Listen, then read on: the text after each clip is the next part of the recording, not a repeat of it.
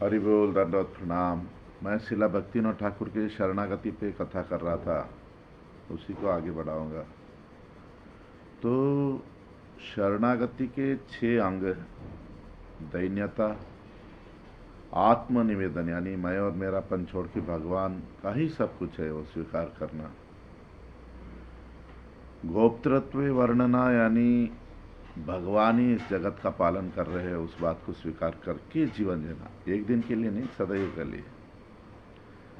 चौथा, भगवान श्री कृष्ण सदैव हमारी रक्षा करेंगे उस भाव से जीवन जीना। 5वां, भक्ति के प्रतिकूल चीजें छोड़ना, और 6ठा है भक्ति के अनुकूल चीजों को स्वीकार करना। तो भक्ति के अनुकूल चीजों को स्वीकार करने में दूसरा कीर्तन अभी पढ़ने जा रहा हूं। गोद्रुम धामे भजन अनुकूले, माथुरा श्री नंदीश्वर समतुले। मैं गोद्रुम धाम में रहता हूँ, जो ब्रजमंडल में नंदगांव से भिन्न है। तही नाथ सुरभि कुंज कुटीरे, बैठबो हम सुर तटीनी तीरे। वहीं गोद्रुम में मैं सुरभि कुंज में बैठकर, जो कि गंगा के किनारे है, वहां मैं वास कर रहा हूं। गौर भक्त प्रिय वेश दधाना, तिलक तुलसी माला शोभमाना। जैसे चैतन्य महाप्रभु के भक्त वस्त्र पहनते हैं, तिलक करते हैं, माला पहना, ऐसे ही मैंने भी सब किया हुआ है। और चंपक बकुल कदम्ब तमाल रोपत, निरमिब कुंज विशाला। वहाँ एक बहुत बड़ा कुंज बनाया है फूलों के पेड़ों का, जैसे चंपक, बकुल, कदम्ब, तमाल। माधवी मालती उठाबू ताहे, छाया मंटप करबू ताही माहे। मालती के फूल, माधवी के फूल, वहाँ धूप में बहुत छाया भी बना के रखा कि धूप न पड़े, ऐसे अलग अलग लताएं, पेड़। रोपबू तत्र कुसुम वन राजी, यूथी जाति मल्ली विरज बसाजी।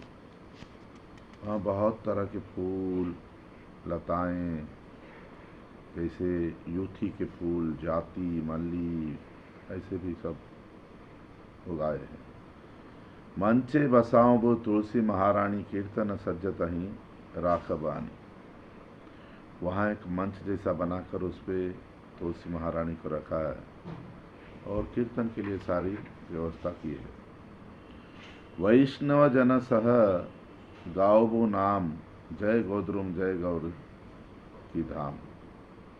वहाँ वैष्णव के साथ रहकर भगवान आपका नाम करूँगा, जय गोद्रुम जय गौर की धाम, ऐसे सदैव भजन करूँगा।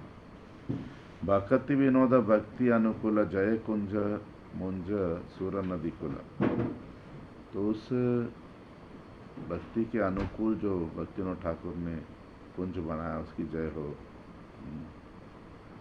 जहाँ भजन की सारी सामग्री है, ऐसे। तो भजन के अनुकूल के लिए हमको ये कीर्तन लिखा। पहली बात, कब किया उन्होंने ब्रजवास? अपनी जो भी सामाजिक कर्तव्य थे उनको करके किया। कैसे किया? गंगा किनारे गोद्रुम धाम में, जो कि ब्रज से अभिन्न है, नंदगांव से अभिन्न है। वो विश्वास। हम सोचते नहीं वृंदावन वृंदावन वृंदावन। वृंदावन का रास्ता मायापुर से निकलता है। हमको वृंदावन का भाव, वृंदावन का प्रेम महाप्रभु और उनके साथियों ने बताया। मायापुर नवद्वीप के जो भक्तों के लक्षण, भक्तों को विचार स्वीकार नहीं करेंगे, वृंदावन जाके करेंगे क्या? हम तो हमारी स्वतंत्रता से कुछ न कुछ कर रहे हैं। तो वृंदावन में कैसा रहना चाहिए, या मायापुर में या पुरी में कैसे रहना चाहिए, वो बता रहे हैं कि भक्ति के अनुकूल, अनुकूल का मतलब भगवान की सेवा करने के लिए रहना है।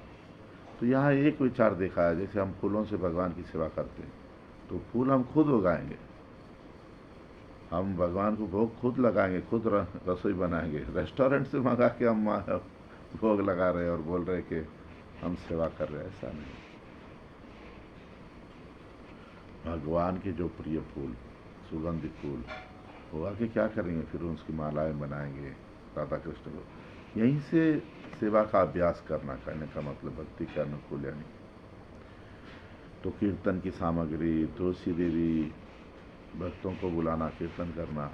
आज तो दुख का बात है, वृंदावन में जो रहते हैं, हम भक्तों को बुलाएंगे, वो तो बोलेंगे, मृदंग वाला बोलेगा मुझे 2000 रुपये चाहिए, गाने वाला बोलेगा मुझे 5000 रुपये चाहिए। ये तो मैंने 500 ले रहा, कोई बोलेगा हम तो 500 में करते, बट इट इज़ कॉमर्स। या जो देंगे लेंगे, क्यों देंगे भाई? नहीं देंगे, तुम कीर्तन करोगे? तो आजकल तो सब धंधाबाज लोग आ गए, भगवान के नाम पे सब अपना अपना पेट भर रहे।